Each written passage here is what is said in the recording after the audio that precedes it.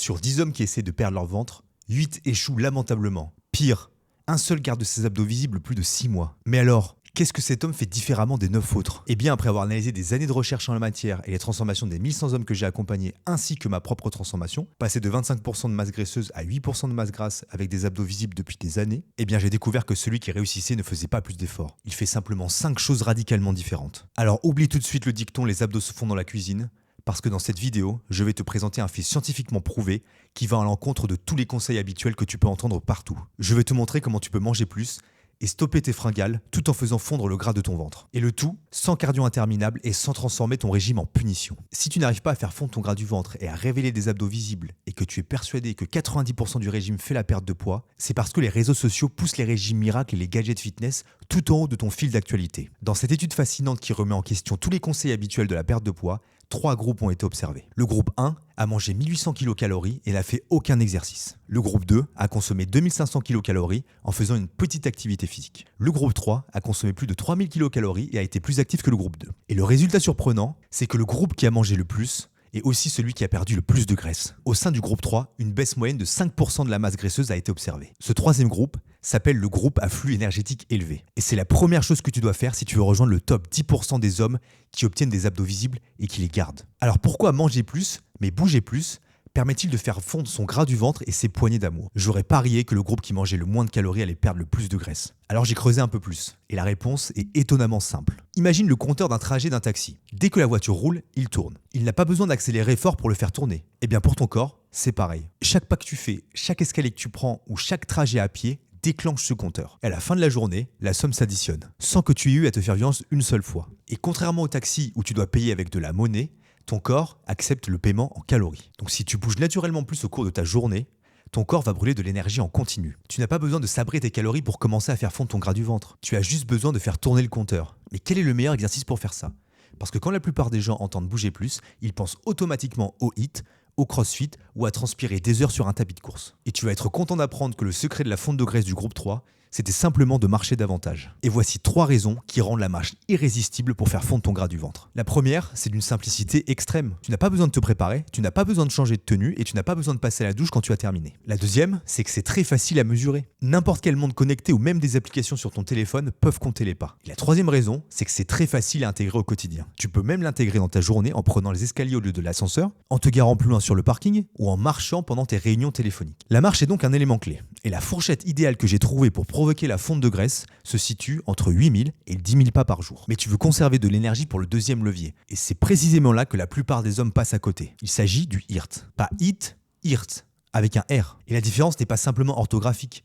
Elle change complètement ce que ton corps va faire pendant et après la séance. Le HIIT déclenche 2 mécanismes que le cardio ne peut pas reproduire. Le premier, c'est de créer une dette d'oxygène. C'est un peu comme avoir une ardoise au bar en bas de chez toi. Pendant ta séance, tu consommes à crédit. Ton corps vide tes stocks de sucre pour alimenter l'effort. Mais une fois la séance terminée, le barman vient réclamer son dû. Ton corps doit absolument reconstituer ses stocks, réparer tes fibres musculaires et remettre tous les systèmes à l'équilibre. Et ce processus demande une énergie considérable et peut durer jusqu'à 48 heures. Et pour régler cette ardoise que tu viens de créer, le patron n'accepte qu'un seul mode de paiement: les graisses. Donc une fois que ta séance est terminée, tu continues à brûler du gras pendant 48 heures après ta séance, sans rien faire de plus. Et le deuxième mécanisme déclenché par le HIIT, c'est qu'il fait travailler ton corps 24 heures sur 24, sans lever le petit doigt. Et ça fonctionne comme ça. Le muscle, c'est comme un loyer que ton corps paie chaque jour. Et plus tu en as, plus ton loyer est élevé. Ton corps doit obligatoirement le payer en brûlant des calories, même quand tu ne fais rien. Un homme avec peu de masse musculaire va consommer très peu de calories au repos, juste ce qu'il faut pour faire fonctionner ses organes. Un homme avec une bonne quantité de masse musculaire va brûler beaucoup plus, simplement parce que le muscle est un tissu vivant qui coûte de l'énergie pour le maintenir. La différence entre ces deux hommes peut représenter plusieurs centaines de calories par jour. Sans s'entraîner,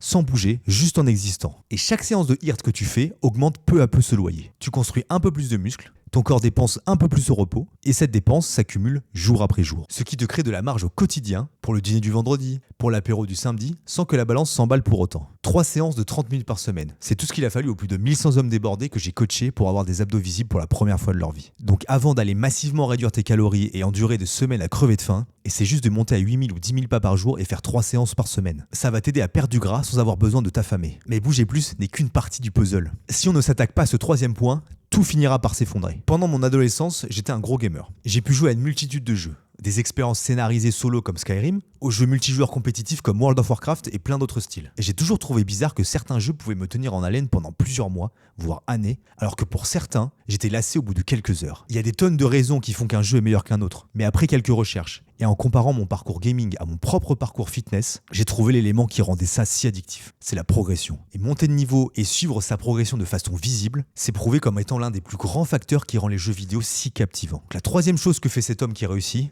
c'est qu'il rend sa progression visible. Et j'appelle ça le suivi. Comment prendre cet aspect captivant des jeux vidéo et l'appliquer à ta propre transformation. La progression n'est pas aussi évidente que quand tu montes de niveau, mais elle est bien là. Tu fais fondre ton gras du ventre, tes abdos apparaissent, tu deviens plus fort. La progression existe, tu dois juste la rendre visible. Et voici les 3 éléments clés que tu dois suivre. Le premier, c'est ton poids de corps, mais pas forcément au sens où tu l'entends. Pense au cours d'une action en bourse. Elle ne monte pas en flèche systématiquement.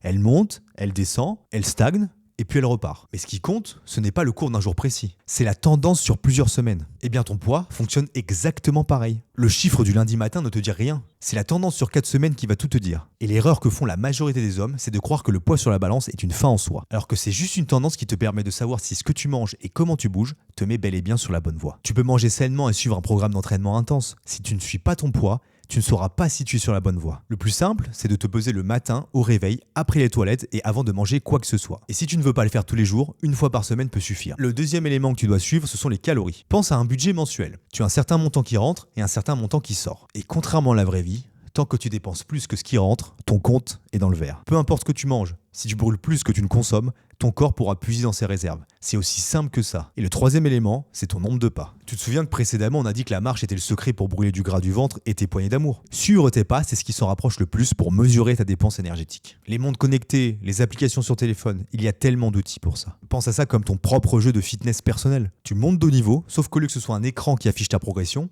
c'est ton corps. Mais l'auto-suivi seul ne suffit pas. Il y a une quatrième chose que quasiment personne ne fait et c'est probablement la raison pour laquelle tu stagnes. Et si je te disais qu'il existait une substance qui pouvait booster ta testostérone, tes niveaux d'énergie, ton humeur et accélérer l'apparition de tes abdos et la fonte de ton gras tenace. Une substance que tous les meilleurs 10% de l'histoire de la perte de poids ont utilisée à fond. Et non, ce n'est pas l'Ozempic ou des stéroïdes, ce n'est pas une drogue à proprement parler, mais ce n'est pas loin. Il s'agit du sommeil. Imagine une équipe d'ouvriers qui intervient chaque nuit pendant ton sommeil. Leur job, c'est de réparer tes fibres musculaires, réguler tes hormones et dire à ton corps quoi faire avec les graisses stockées. Si tu leur laisses 7 à 8 heures pour travailler, ils font un travail impeccable. Ton corps brûle du gras, préserve son muscle et peut se préparer pour la journée suivante. Mais si tu les renvoies après 5 heures, ils bâclent le chantier, comme le mandat de François Hollande. Résultat, ton corps stocke plus de gras, détruit plus de muscles et produit plus de l'hormone qui te pousse à vider les placards le soir. Un mauvais sommeil chronique, c'est littéralement programmer ton corps à accumuler du gras et brûler du muscle, même si tu t'entraînes et que tu manges correctement. Et voici la vérité brutale. Si tu ne prends pas ton sommeil au sérieux,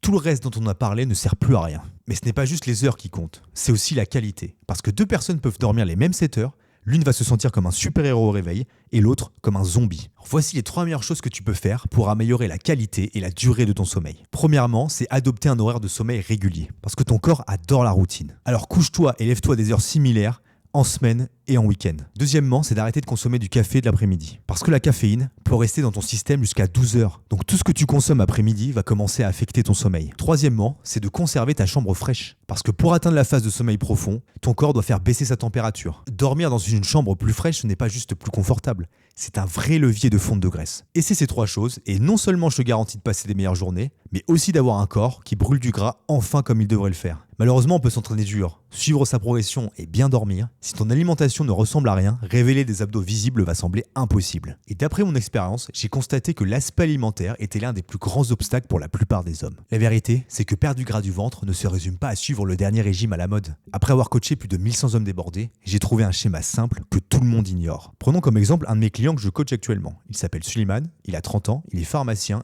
et étudiant en médecine. Donc il a un emploi du temps qui fait peur. Son premier repas de la journée, c'est un bol dans lequel il mélange du fromage blanc, de la whey, du son d'avoine et un fruit. Il mange 2 repas solides qui prennent en réalité 5 minutes à préparer et une collation au milieu de journée à base de whey et de noix de cajou. Et le choix alimentaire que j'ai fait ici n'est pas universel, ce sont ses propres préférences. Parce que si tu n'aimes pas ce que tu manges, tu te tires une balle dans le pied. Et ce que tu vois là à l'écran, c'est son plan alimentaire exact. Chaque repas, chaque quantité et chaque macro sont spécifiquement calculés pour ses objectifs à lui, son emploi du temps et surtout son propre métabolisme. Ce n'est pas un plan copié-collé sur internet, c'est sa réponse biologique. Et comme tu peux le constater, le schéma est toujours le même. 1 ou 2 repas solides qui couvrent l'essentiel de ses besoins en protéines et de ses nutriments au cours de sa journée, et 2 repas pratiques pour compléter. Peu importe ce que c'est, tant que tu aimes le manger, c'est bon. Obtenir des abdos visibles ne dépend pas de ce que mange Suleiman ou un tel, ça dépend de tes propres préférences à toi et les besoins de ton métabolisme. Les bonnes cibles de calories et de protéines pour relancer ton métabolisme. C'est ce qu'on définit ensemble dès le départ. Alors clique sur le lien en description si tu veux en savoir plus. Ceci dit, tout ce qu'on a vu ici ne sert à rien tant que tu ne t'engages pas dans cette 5e chose que font le top 10% des hommes. Et pense à ça comme la fondation. Tu peux construire les 4 murs que tu veux, sans fondation solide, la première tempête, qui correspond à un imprévu ou une baisse de motivation, et tout s'effondre. Si tu n'arrives pas à obtenir des abdos visibles, c'est parce que tu te fixes des objectifs trop faibles. Un vrai objectif qui va te pousser à l'action doit contenir 3 parties. Le premier, c'est le quoi. Il doit être précis et mesurable. Est-ce que tu veux révéler tes abdos, avoir un corps qui reflète ton niveau d'exigence, ou être un exemple pour ton entourage? Sois précis, un chiffre, une échéance, quelque chose que tu peux regarder en face. Voici exactement ce que Patrice, 42 ans, cadre supérieur, un de mes derniers clients en date, a écrit sur son questionnaire d'entrée. Réussir ma transformation physique ultime, atteindre 65-68 kg avec un rendu athlétique, être en meilleure santé, tout en devenant l'expert de ma propre gestion corporelle. Ça, c'est un vrai objectif. Ensuite, le pourquoi. Et c'est là que la plupart des hommes se plantent. On ne court pas après des chiffres, on court après des sensations. Tu ne veux pas juste perdre du poids, tu veux ressentir ce que c'est d'avoir un corps athlétique qui te donne une énergie, une confiance que tu n'as pas eu depuis des années. Est-ce que cette couche de gras t'a déjà empêché de vivre ta vie comme tu le voulais? Peut-être que tu n'oses pas enlever ton t-shirt à la plage, en public ou à la piscine. Peut-être que tu es essoufflé quand tu joues avec tes enfants et que ça te pèse plus que tu ne veux l'admettre. Ce sont ces sensations qui vont te pousser quand ta motivation s'évapore. Pas un chiffre sur la balance. 3e point, c'est le comment. Une fois que tu sais ce que tu veux et pourquoi tu le veux, tu dois suivre le chemin le plus calibré à ta réalité et pas à celle de quelqu'un d'autre. Pourtant, même après avoir appliqué ces 5 choses, il y avait encore autre chose que je devais faire pour avoir des abdos visibles pour la première fois de ma vie, plus vite que je ne l'aurais jamais imaginé. Alors regarde cette vidéo ensuite pour économiser des années de galère et rejoindre le top 10% des hommes qui révèlent leurs abdos et qui les gardent.